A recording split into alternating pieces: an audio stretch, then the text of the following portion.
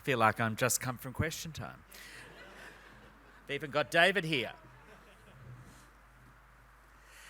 So, ladies and gentlemen, I'd like to begin by first of all acknowledging that we're on the land and by the water of the Gadigal people of the Eora Nation. I pay my respects to their elders past, present, and those who will emerge in the future.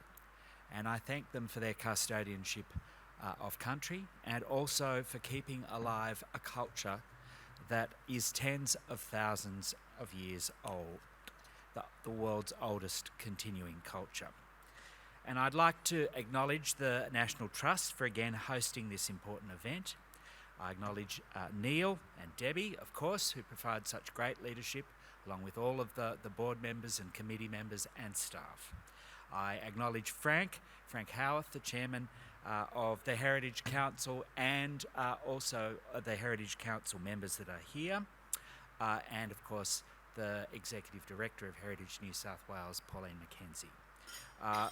David Burden, I'm so sorry that I couldn't be with you to hear what you had to say today, but literally I have come straight from question time, so there you go. I am sorry about that. As always, today's awards provide us with an opportunity to reflect upon, acknowledge and celebrate the year's achievements in innovation, conservation, sustainable reuse and advocacy.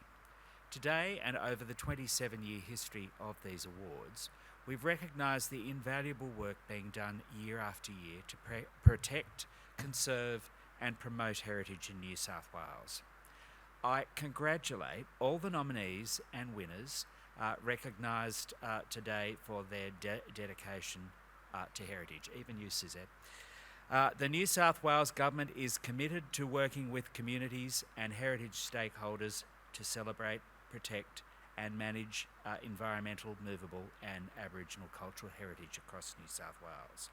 That's why we've embarked upon a review of the management of our state's heritage. The Government's discussion paper released in April is designed to elicit ideas and innovation to reform New South Wales heritage legislation. This reform is about making it easier, more affordable and more desirable to own and conserve state heritage. We want to deliver better conservation outcomes and see more heritage properties lived in, adaptively reused, loved and of course cared for by the community. The New South Wales Government has commenced a long overdue review to the heritage legislation in New South Wales. This review is the start of a collaborative and public process. The New South Wales heritage legislation is being reviewed to deliver more effective, relevant and best practice ways of recognising, conserving, reusing and celebrating the important heritage of New South Wales. I've asked the New South Wales Legislative Council Social Issues Standing Committee to conduct an inquiry into the adequacy of the Heritage Act. They'll undertake extensive consultation, they'll call for submissions, they'll hear from stakeholders, and all of that will be to support the inquiry they're undertaking. The committee's now accepting submissions on their website until 27th of June 2021, and I encourage you to share your expertise and your perspective with them. The findings delivered by the Standing Committee will be considered by Government and inform drafting of amendments to our heritage legislation.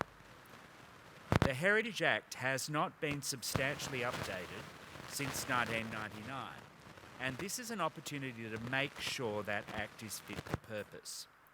The Government's discussion paper, released in April, poses the question, what sort of regulatory model would facilitate the preservation, activation and celebration of our state's heritage?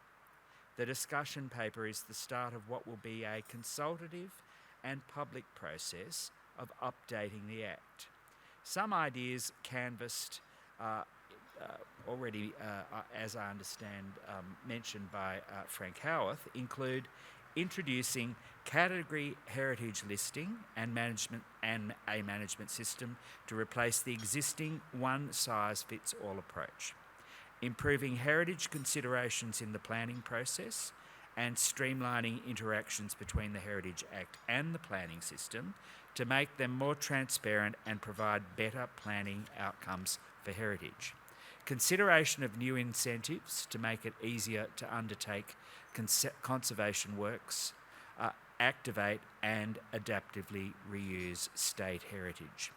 And finally, consideration of new compliance and enforcement powers, as the Heritage Act currently has no intermediate enforcement mechanisms.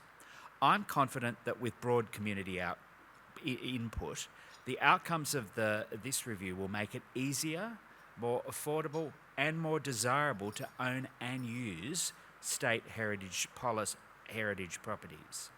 The New South Wales Government is also currently consulting with key Aboriginal stakeholders in Aboriginal cultural heritage management.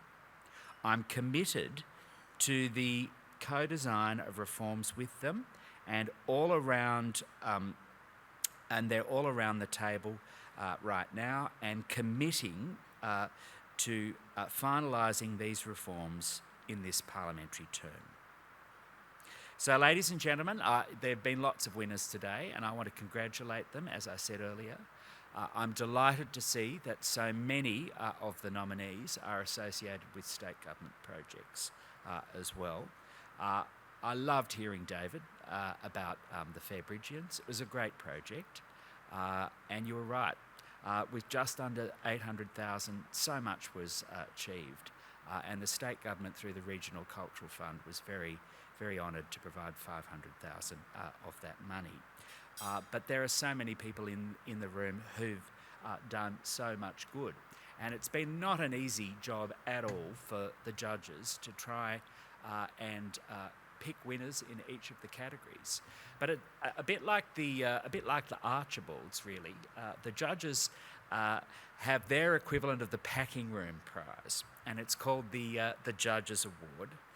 And it's customary for them to present the Judges Award to, I suppose it's their favourite project, one they choose. And so it's with great pleasure that I can announce the Judges Award for 2021, and the winner is Leagues Club Park Gosford, entered by the Hunter Central Coast Development Corporation.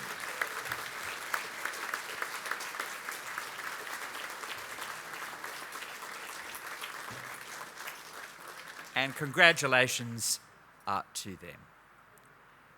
Thank you again to the National Trust for putting on this ceremony. Thank you so much to the judges for all you've done, and also, even if you haven't been a winner or highly commended, just to be, here they are, excellent.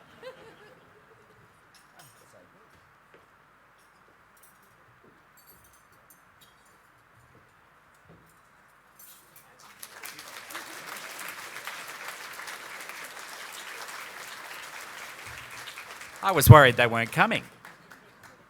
Didn't want to leave any pregnant pauses. I might get a bit of a touch-up from Simon.